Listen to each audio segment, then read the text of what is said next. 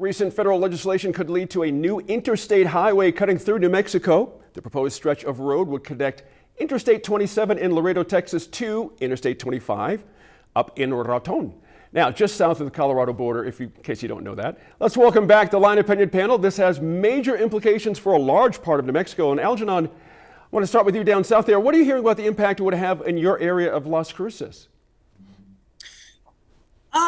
It's not entirely clear how much direct impact that has, but trade does have a way of benefiting the whole state. And down in the southern part of New Mexico, we're a very crucial gateway to trade with Mexico. We have ports of entry that are not as large as our companion ports in the El Paso area.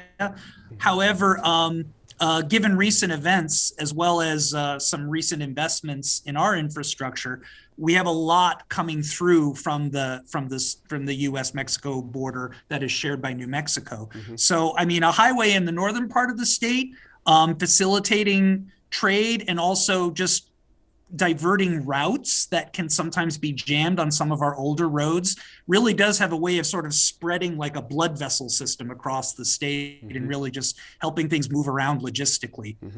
Boy, as I read it, Algernon, the folks in Texas are very excited, actually. They seem to be more excited than we are. I mean, Henry Cuellar, a bunch of others are talking about Texas GDP would grow by $17 billion, creating 178,000 construction jobs and 17,000 long-term employment opportunities. Why are they so more excited about it than we are? Is there something in it for them that we're not catching on to here? It's recreational marijuana.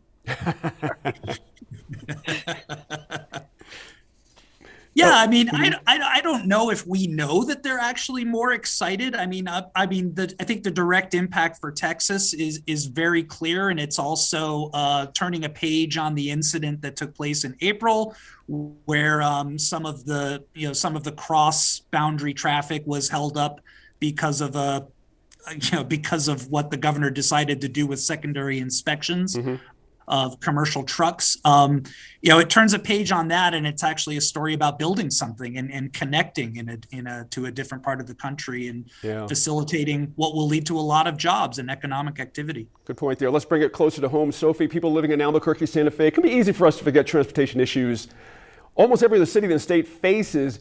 But can we underscore the importance of a major highway like this for smaller communities in the eastern part of the state? It's kind of a big deal when you think about it. It's going to be huge. It's going to be huge for Raton. And I need to sort of put the disclaimer out there that a little over 10 years ago, I did do some tourism work for Raton. So, there's that, not in the last 10 years.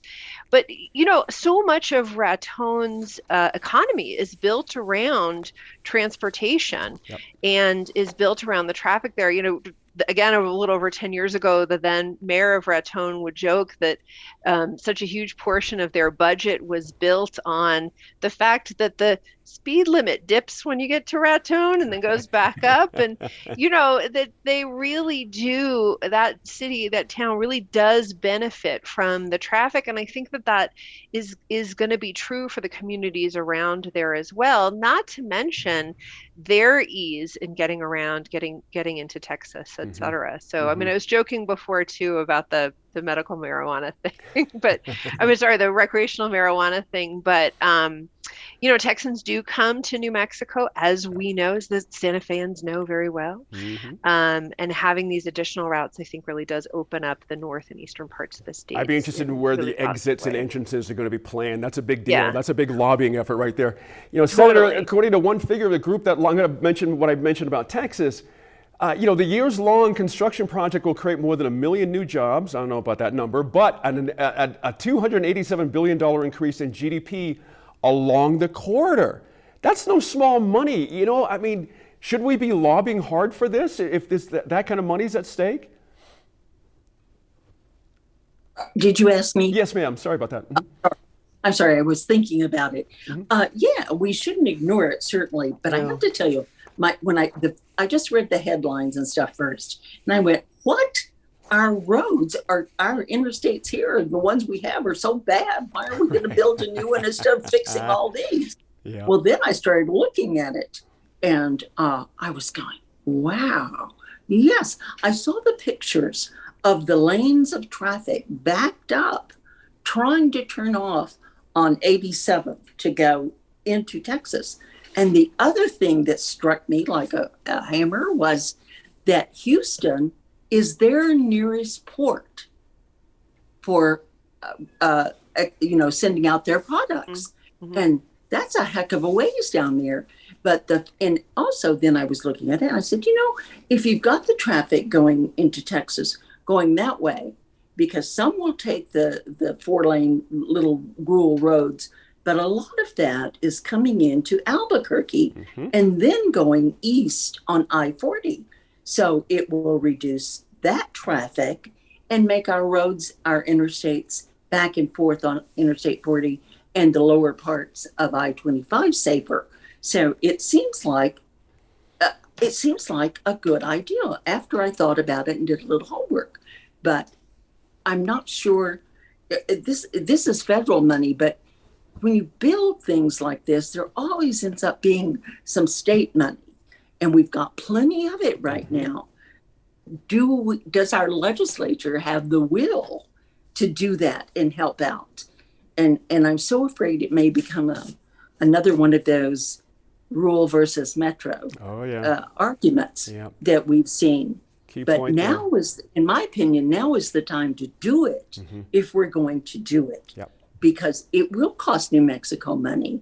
But the offset of all that business that grows along an interstate, I don't know that we have Stuckey's anymore, but Stuckey's made millions and millions of dollars along the interstate. It's an apt example. Absolutely. That's an absolutely apt example. And that's something, gas stations, I see this. And if you've ever driven across northeastern New Mexico, as they commonly say, the senators up there, is that there are more cows than constituents. So if we could do something to help them in their economy, then as Algernon said, it benefits the whole state. Good points there. Thank you all for your thoughts on the new interstate highway proposal. A little bit off, but let's plan for the good things. We'll be back with one final topic for our line panelists in less than 10 minutes.